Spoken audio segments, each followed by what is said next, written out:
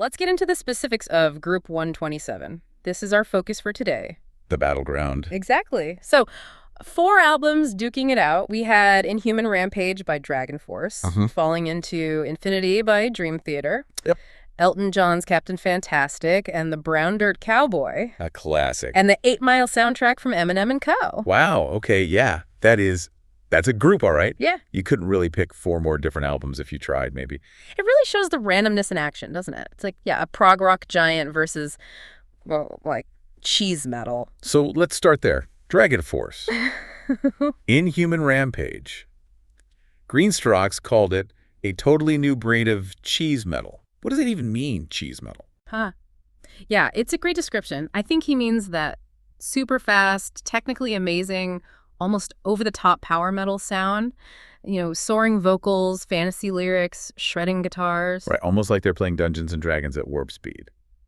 You mentioned it reminded him sometimes of early Iron Maiden, But literally dripping with Edom. That's the quote. It captures that, like, slightly theatrical, maybe even a bit silly, but undeniably skillful vibe. So high energy, high technicality, maybe not taking itself too seriously. Kind of. His verdict was fun for a bit, if a little samey. So enjoyable, but maybe lacks variety over a whole album. That makes sense, especially in a back-to-back listening context. If every song is hitting you at 1,000,000 miles an hour. It could get exhausting. He did give them props for one track, though, Trail of Broken Hearts. Said it showed what they can do when they maybe slow down just a touch. Ah, showing a bit more dynamic range. Yeah. But ultimately, Inhuman Rampage came in 4th, last place in the group. Okay, so the sheer speed and Edom wasn't enough to carry it through against the others in this particular comparison. Interesting. So from that high-speed metal, we completely shift gears. Next up, Dream Theater's Falling into Infinity. Ah, the prog rock titans. Right.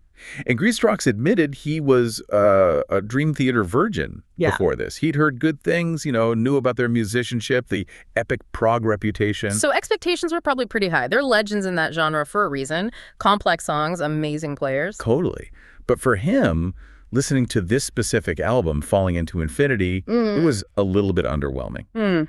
Really underwhelming how? He said, it doesn't grab me.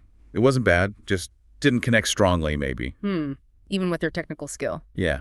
He did pick out a couple of tracks, Trial of Tears and Lines in the Sand, called them pretty good, so acknowledge the quality there. Okay, so some moments stood out. But overall, it wasn't enough to push it higher. Falling into Infinity ended up in 3rd place for Group 127. Right, so again, it shows how subjective this is. Even a band famed for musical prowess. Maybe that particular album didn't quite land for him in this head-to-head setup. Yeah. Perhaps the complexity didn't translate into, emotional impact for him this time. Could be. So Dragonforce out, Dream Theater out.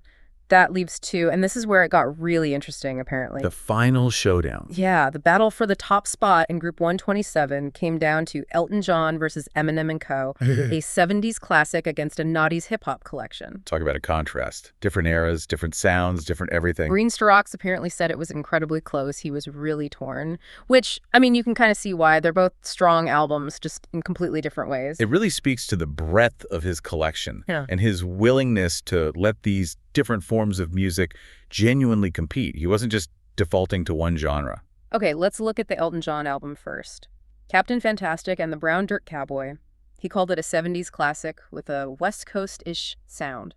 Right, that term West Coast sound usually brings to mind, artists like the Eagles, Fleetwood Mac maybe. Yeah. Mellow vibes, strong melodies, lots of harmony, often acoustic based, really well produced. Yeah, that fits. Greenstrokes said it was musically competent. Maybe a bit of an understatement for Elton John, but highlighted the excellent melodies. It's a concept album, too, isn't it? About his early partnership with Bernie Taupin. Very narrative. Right. And he specifically mentioned Someone Saved My Life Tonight and One Day at a Time as examples of those great tunes, that emotional core. Yeah, those are landmark tracks. Yeah. Real songwriting craft there. Deeply personal, but universal. Okay, so that's Contender 1. Contender 2, the 8 Mile soundtrack, Eminem Co. Big shift. Huge shift, described as hard-edged, funky, and groovy. And interestingly, he also added humorous. Humorous. Okay, that's maybe not the first word you think of with 8 Mile, but Eminem definitely has that sharp, witty, sometimes dark humor in his lyrics. Yeah. And the soundtrack had various artists too, right? Yeah, it wasn't just Eminem. But he highlighted tracks like the massive hit Lose Yourself, obviously. This was an unavoidable track. Huge impact. And also Rap Game and 8 Mile, calling them catchy as hell. So recognizing the raw energy, the storytelling, but also the hooks. Captured a specific moment, that early 2000s gritty battle rap influence sound. Yeah. Very raw, very authentic feeling. So you've got this deep, melodic 70s singer-songwriter classic versus this raw, energetic, turn-of-the-millennium hip-hop soundtrack. And Greenstocks found himself amazingly torn between these albums. I can believe that's the real challenge of the quest, isn't it? How do you weigh timeless melody against immediate visceral impact, narrative depth against raw lyrical skill? It's apples and very different funky oranges. So the big reveal, after all that listening, all that agonizing, who won Group 127? Drum roll. Captain Fantastic, and the Brown Dirt Cowboy by Elton just sneaks it. Wow. Okay, Elton takes it. Yeah.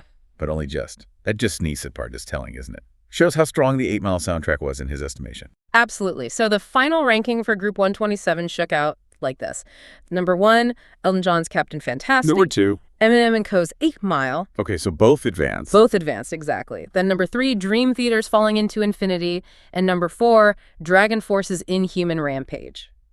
So what does that tell us? A 70s singer-songwriter album and an early 2000s hip-hop soundtrack move on. What emerged is the winning qualities here for Greenstocks, at least? Well, it seems like maybe that combination of strong, enduring melody and perhaps deeper narrative cohesion in Captain Fantastic just edged out the raw power and immediacy of 8 Mile in this particular face-off. Interesting. Maybe suggested in his system, over repeated listens, things like melodic staying power and maybe emotional resonance across the whole album carried a bit more weight than pure energy or even lyrical dexterity in specific moments. But 8 Mile still came second, which is a huge testament to its power. Yeah, it definitely shows the diversity that can succeed in this quest. It's not just one type of greatness winning out. This whole process, it kind of levels the playing field, doesn't it? Forces you to listen without just relying on reputation or genre preference. It absolutely does. Yeah. It's a fascinating way to rediscover your own collection, perhaps.